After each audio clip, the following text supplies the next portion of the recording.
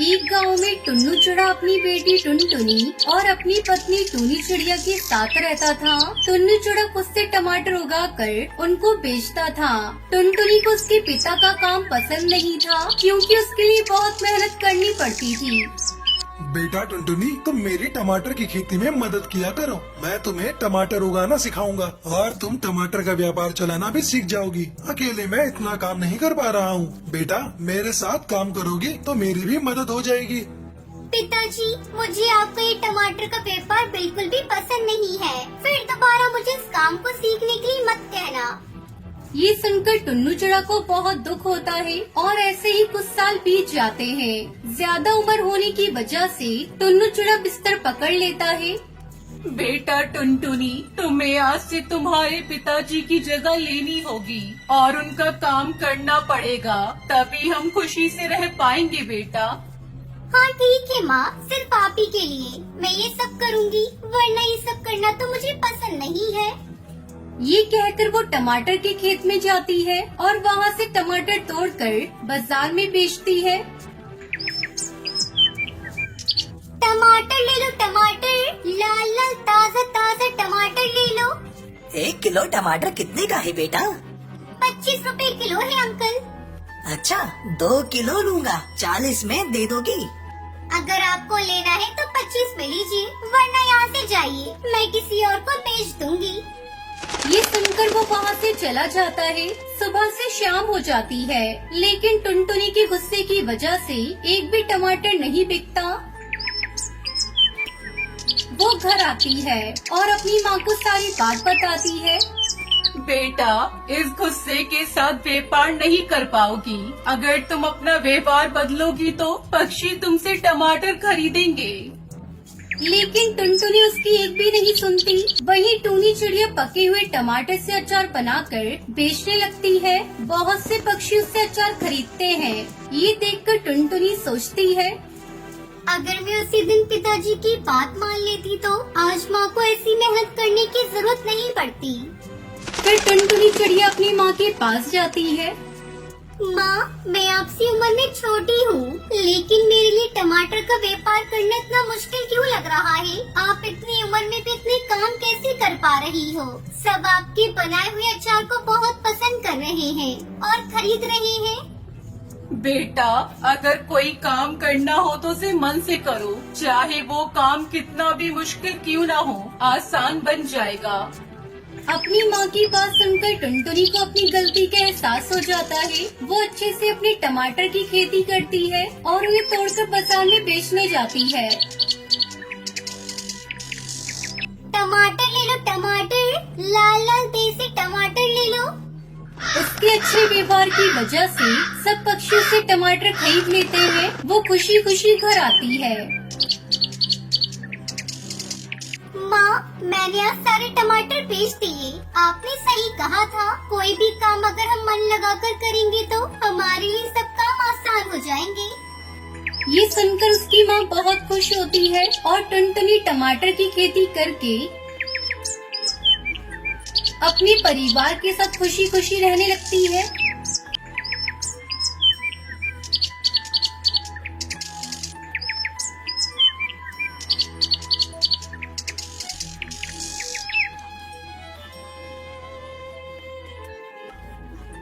एक गांव में टुनटुनी चिड़िया अपनी दादी के साथ रहती थी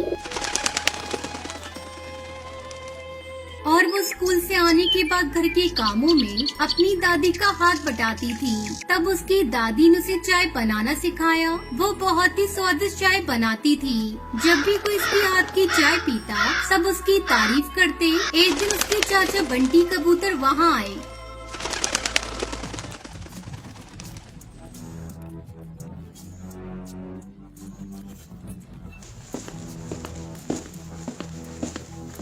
आहा टुनटुनी, तुम्हारे हाथों में जादू है। ये चाय सच में बहुत स्वादिष्ट है। धन्यवाद अंकल, मुझे खुशी है कि आपको मेरी चाय पसंद आई। मेरी चाय का स्वाद चखने वाले सभी पक्षियों ने मेरी बहुत तारीफ की है। टुनटुनी, तुम बाजार में चाय क्यों नहीं बेचती? मुझे यकीन है कि तुम इससे कुछ पैसे कमा सकती हो।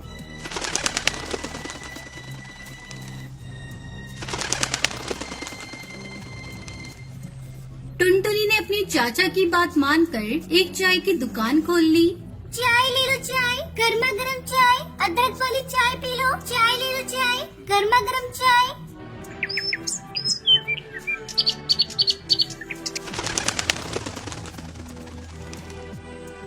उसके चाय पीने के लिए गांव के मुखिया हरिया तोता वहां आते हैं।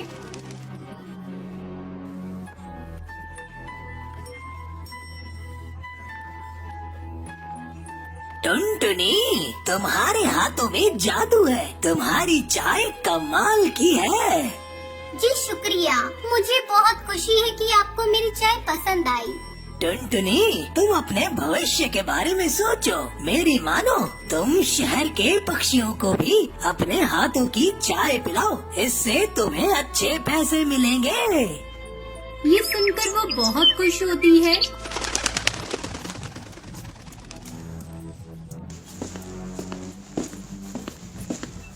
और मुखिया की बात मानकर शहर के टी स्टॉल पर काम करने लगती है। लेकिन वहाँ के चाय बनाने के तरीके को देखकर वो अपने गांव जाना चाहती थी। सर, मैं यहाँ काम नहीं कर सकती। मैं ये नौकरी छोड़ना चाहती हूँ। क्या तुम्हें तो यहाँ एक भी दिन नहीं हुआ और तुम काम छोड़ना चाहती हो? कम से कम मुझे कारण तो बताओ कि तुम क्यों छोड़ना चाहती हो? मुझे चाय बनाने का तरीका पसंद नहीं है। चाय बनाने के लिए आप जिस दूध का इस्तेमाल करते हैं वो मिलावटी है, और साथ साथ जो चाय पत्ती, चीनी और कप इस्तेमाल हो रहे हैं वो भी गलत हैं। अच्छा, ये बात है। तो तुम हमें चाय बनाकर पिलाओ, जरा हम तो देखें कि चाय कैसी बनती है। ये सुनकर टुनटुनी अपने देसी तरीके और बहुत प्यार से चाय बनाती है, जिसे पीकर उसका मालिक बहुत खुश हो जाता है। अरे वाह टुनटुनी, मैं तुम्हें गलत समझ रहा था। मुझे सही में स्वाद बहुत पसंद आया। वाकई बहुत बढ़िया है। अब से हम तुम्हारे नुस्खे के अनुसार चाय बनाएंगे। ये सुनकर टुनटुनी बहुत खुश होती है और शहर के पक्षियों को अपने हाथ से चाय बनाकर चाय पिलाती। अब उसका शहर में भी नाम हो जाता है। ये देखकर उसकी दादी माँ उस पर बहुत गर्व करती है और टुनटुनी चाय बेचकर अच्छे पैसे कमाने लगती है।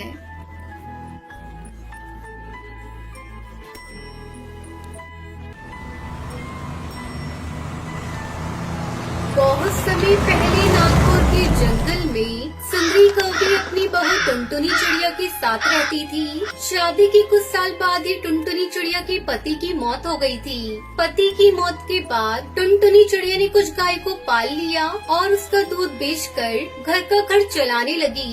एक दिन, माँ जी, मुझे बहुत ही स्वादिष्ट दही जमाने आता है। मैं सोच रही हूँ दूध के व्यापार के साथ साथ क्यों न हम लोग दही जमा कर बेचें। हमारी आमदनी दुगनी हो जाएगी, फिर हम पूरी को अच्छी शिक्षा दे पाएंगे। अरे बहू, तुम्हारा विचार तो बहुत अच्छा है। ऐसा करती हूँ, मैं 2-4 गाय और खरीद लेती हूँ। अब दोनों सास बहू दूध के साथ साथ दही जमाकर बेचने लगी। अरे वाह टुनटुनी बहन, ये तो तुमने बहुत अच्छा किया। हमें दही लेने के लिए शहर के जंगल जाना पड़ता था। यहाँ तो कालू दही बेचता था, उसकी क्वालिटी तो बिल्कुल घटिया होती है। ऐसा करो, तुम मुझे 20 थैली दही की पैक करके दे दो। अभी देती हूँ बंटी भैया। इस तरह जंगल की पक्षी टुनटुनी चिड़िया से दही खरीदने लगी। एक दिन जमींदार हरी तोता टुनटुनी चिड़िया की दुकान पर आता है। टुनटुनी, मैंने सुना है तुम्हारी बनाई हुई दही बहुत स्वादिष्ट होती है। हाँ हाँ मालिक, आपने बिल्कुल सही सुना है। अब अपने मुंह से क्या तारीफ करूँ। ये लीजिए, इसे खाकर बताइए इसका स्वाद कैसा है। टुनटुनी चिड़िया जमींदार को दही खाने के लिए देती है। वाह वाह, इसका स्वाद बहुत लाजवाब है। बस मुझे ऐसे ही दही चाहिए। मेरे बेटे की शादी 2 दिन बाद है। मुझे दही बड़े बनवाने हैं, तो तुम मुझे 10 किलो दही दे देना। मिल जाएगा मालिक। ये सब देखकर कालू कौवा जल भुन जाता है। मैं इस टुनटुनी को नहीं छोड़ूंगा। इसकी वजह से मेरा धंधा चौपट हो गया। इसे तो मैं सबक सिखा कर रहूंगा। अगले दिन टुनटुनी चिड़िया अपनी सास सुंदरी कौवी के साथ मिलकर जमींदार के लिए दही जमाती है और उन्हें रखकर अपनी गाय को दाना पानी देने दोनों सास बहू चली जाती है। उधर कालू कौवा बहुत सारे नींबू लेकर टुनटुनी चिड़िया के घर आता है और उनका रस निकाल कर रख लेता है। घर में किसी को ना पाकर कालू कौवा बहुत खुश होता है। अब देखता हूँ यह टुनटुनी चिड़िया जमींदार को कैसे दही देती है। जब ये कड़वे दही बड़े जमींदार के मेहमान खाएंगे तो थू थू करने लगेंगे। फिर जमींदार इन दोनों सास बहू को मौत के घाट उतार देगा और मेरा रास्ता भी साफ हो जाएगा। इस तरह कालू कौवा साथ में लाए हुए नींबू के रस को सारे दही में मिला देता है और चुपचाप वहाँ से चला जाता है। थोड़ी देर बाद दोनों सास बहू गाय को दाना पानी देकर घर वापस लौटती है। माँ जी अब जल्दी चलिए, हम लोग हरिया काका के यहाँ ये सारे दही के पैकेट पहुँचा देते हैं। तभी भूरी चिड़िया स्कूल से घर वापस आ जाती है। माँ मुझे ये दही दो ना, मुझे भी दही खाना है। टुनटुनी चिड़िया भूरी को एक पैकेट दही दे देती है। जैसे ही वो दही खाती है अथु, माँ ये दही तो बहुत कड़वा है। फिर टुनटुनी चिड़िया दही को टेस्ट करती है। हाँ माँ जी, ये दही तो सचमुच में कड़वा है। अब हम लोग क्या करेंगे? टुनटुनी चिड़िया भगवान का नाम लेकर दही के पैकेट को आंगन की मिट्टी में दबा देती है। हे भगवान, अब हमारी इज्जत आपके हाथों में है। किसी तरह जमींदार भैया सेठ के कहर से हम लोगों को बचा लेना। अगले दिन टुनटुनी चिड़िया अपने आंगन में जाती है और बहुत सारे दही के पैकेट पेड़ पर लटकते हुए देखकर हैरान हो जाती है। हे भगवान, आपने मेरी लाज रख ली। माँ जी जल्दी आइए, ये देखिए आंगन में चारों तरफ दही के पैकेट उगे हुए हैं। फिर जल्दी जल्दी दोनों सास बहू दही के पैकेट को तोड़ती है और जमींदार के घर पहुंचा देती है। उस दिन के बाद से टुनटुनी चिड़िया उस पेड़ पे लटकते दही के पैकेट को भी अपनी दुकान पे बेचने लगती है। सभी उस दही को खाकर तारीफ करते हैं। इस तरह टुनटुनी चिड़िया अपने परिवार के साथ खुशी खुशी रहने लगती है।